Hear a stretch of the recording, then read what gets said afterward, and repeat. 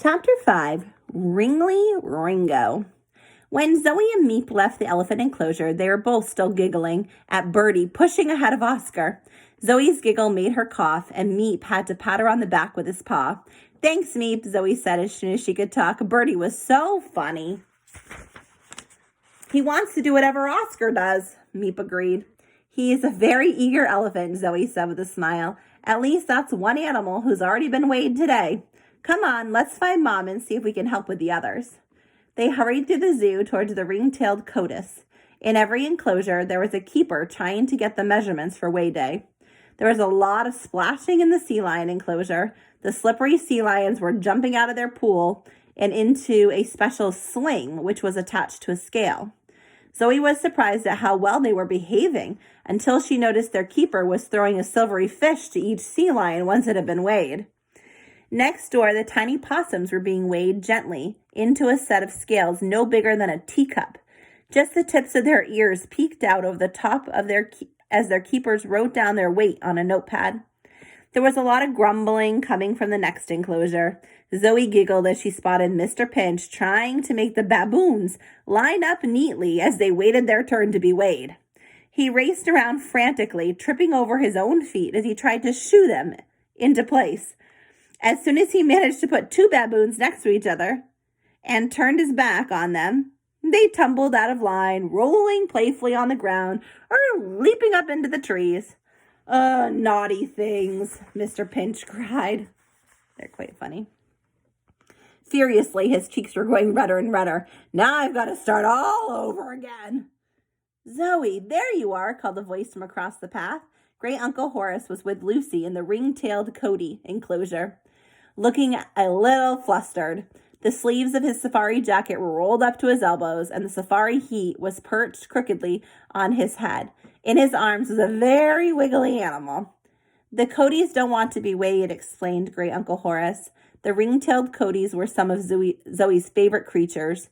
They had orangey red coats, pointed snouts, gorgeous dark eyes, and bushy tails that were striped black and white.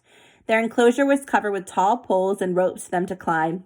Lucy and the Cody keeper, Aurelio, was holding up tasty snacks to the Codys to try to tempt them down, but it wasn't working. "We've been chasing them around for a long time," Great Uncle Horace said. "But they just won't sit still. Could you hold Ringo while we try to round up the others?" "Of course," Zoe replied, using her paw print charm to open the gate. She carefully lifted Ringo out of Great Uncle Horace's arms and held him gently. Checking that Uncle Horace, Lucy, and Aurelio were busy trying to catch the others, she bent down and whispered to him, "It won't hurt, you know, Ringo. It's really quick and easy. All you have to do is sit on that funny box for a second, and then there'll be a nice, tasty treat for you."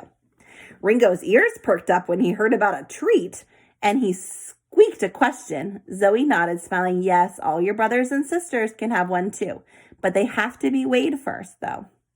Ringo squeaked again, loudly this time, and all the other Codys stopped to listen.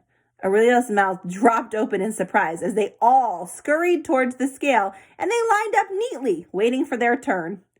Zoe lifted Ringo onto the scale first, then gave him a hug once Uncle Horace had marked his weight down on the chart. "Well done, Ringo," Zoe whispered, grinning as she handed him a juicy strawberry to nibble. "Good work, Zoe," Lucy grinned. "I don't know how you do it." Zoe and Meep grinned at each other. "Who's next on the list, Mom?" Zoe asked Lucy. "Bella the polar bear," Lucy replied. "Oh, good," Zoe said with a smile. "I wanted to see how much bigger she'd grown since the last time she was weighed." But as they started packing up their things, a grumpy voice snapped from further down the path. "These animals make me so mad. Why can't they all just behave themselves and sit on the scale correctly?" Zoe and Meep ducked behind Great Uncle Horace as Mr. Pinch marched past the Cody enclosure and stomped into his office. "I hope he stays there all day," Zoe whispered to Meep, which made the little lemur snort with laughter. Suddenly, a huge trumpeting noise boomed through the zoo. It was coming from the elephant enclosure, and this time it didn't sound very happy. "Quick, Meep," whispered Zoe, scooping up her friend and rushing towards the noise. sure what it could be. I wonder what Birdie has done now, Meep chattered. That's not Birdie, Zoe told Meep in dismay. It's Oscar. All right, that was a quick chapter. We'll see what happened with Oscar. Hopefully he's okay. Have a great day. I'll talk to you tomorrow.